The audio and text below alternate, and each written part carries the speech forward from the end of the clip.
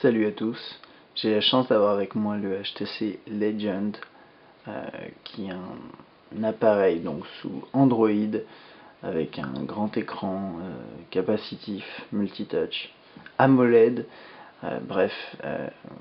C'est sincèrement un appareil qui fait rêver avec des spécifications assez intéressantes, comme vous le verrez dans les spécifications complètes dans l'article associé à cette vidéo. Alors, bon, dans la boîte, alors j'ai pas une boîte définitive, mais en tout cas j'ai eu un chargeur comme ça, un chargeur en USB, qui est pas mal du tout, et puis bien sûr l'appareil. Alors, donc un écran, que je dise pas de bêtises, 3,2 pouces, un processeur 600 MHz, bref, sur les specs je vais pas m'attarder, et ce qui est intéressant c'est de savoir qu'il fait 3G en plus. C'est un téléphone sous Android avec couche HTC Sense, pardon. Donc voici le grand écran.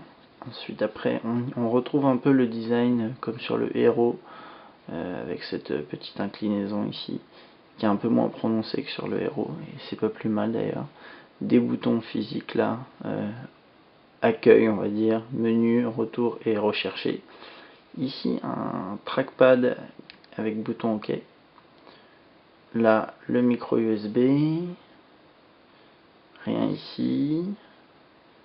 L'appareil photo 5 mégapixels avec flash. Là, le jack et le bouton power. Le volume. Et c'est tout. Et si vous voulez en plus ouvrir et accéder à la batterie, il faut soulever ça. Enfin bref, je vous expliquerai plus en détail dans l'article. Alors, hop, on le débloque. Et on a accès directement à l'interface d'Android avec la surcouche Sense. Alors, pour commencer, je dirais le plus important, un des points importants en tout cas, c'est la présence de 7 différentes pages d'accueil personnalisables qui étaient déjà présents avant avec Sense. Et ce qui est intéressant maintenant, ce qu'ils ont compris, c'est que plutôt que de scroller comme ça sur les côtés, maintenant vous faites ça et vous avez accès aux différentes pages d'accueil, enfin pages de widget directement comme ça, et ça c'est vachement bien. C'est super fluide comme vous le voyez. Et vous faites aussi deux fois l'icône maison et vous le retrouvez. Voilà. Pour ajouter un widget, c'est simple, vous restez appuyé, vous faites widget. Et ensuite vous avez toute une série de widgets, des widgets à la fois HTC et d'autres uniquement Android. Donc je vais pas tous les tester, il y en a beaucoup. Vous pouvez mettre aussi des raccourcis vers des programmes ou d'autres raccourcis, des dossiers, etc. Voilà. Donc c'est plutôt bien. L'écran capacitif est ultra réactif. C'est vraiment du bonheur. Sincèrement, une fois que vous l'avez synchronisé avec vos contacts, etc., vous avez tous vos contacts ici. Je ne vais pas tous les passer en revue puisque on retrouve les noms. Voilà. Alors, on va faire un tour sur Internet parce que moi je trouve que Internet est absolument pas magnifique, mais pas loin quand même. Non, sincèrement, je l'aime bien ce téléphone. Alors, vous allez voir. Donc, favoris, toc. Donc là, je suis en 3G. On va attendre que ça charge. Donc, c'est un téléphone qui gère le flash, mais qui a l'intelligence de lire les vidéos YouTube différemment que directement dans le player flash. Enfin, comme vous allez le voir. Donc là, un scroll super réactif. Donc c'est d'autant plus fluide que la page est légère. Hein. Là ici c'est assez fluide, il y a des petits à-coups, mais sur une page plus légère que ça sera encore plus fluide. Alors pinch to zoom. Voilà. Ça marche bien, ça resize en plus la colonne comme il faut. Et par exemple, je sais pas, je vais ouvrir un test.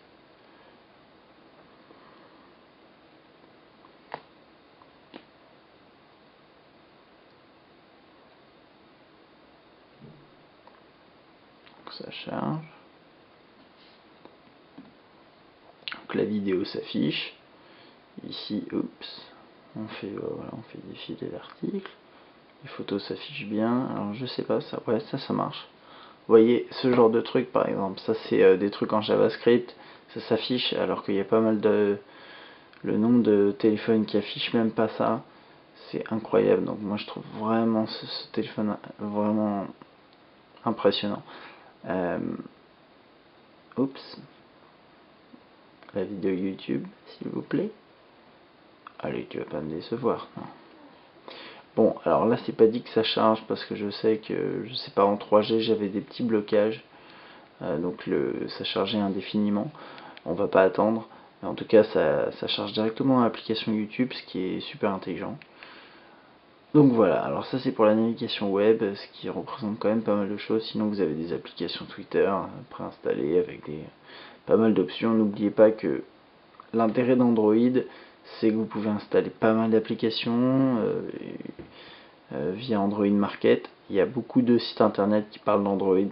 Quand vous achetez un téléphone Android, vous achetez aussi le fait qu'il y ait une communauté et qu'il y ait des développeurs derrière, et ça c'est super.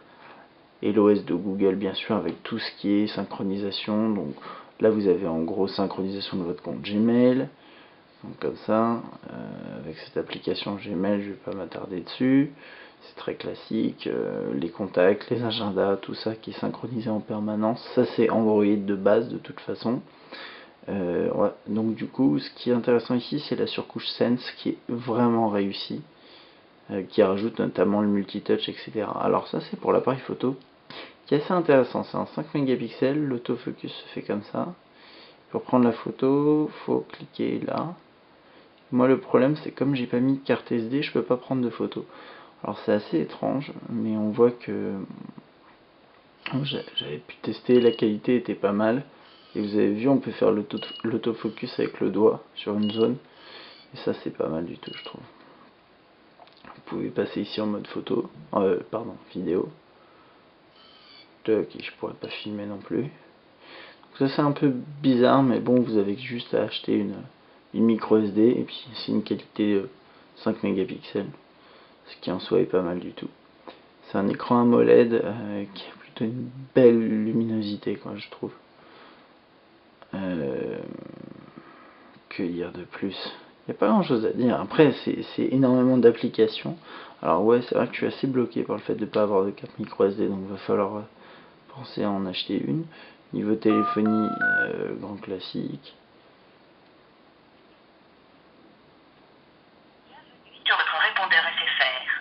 Cet appel vous présente votre répondeur et vous guide dans sa personnalisation. Nous vous proposons tout d'abord d'enregistrer votre annonce d'accueil personnel.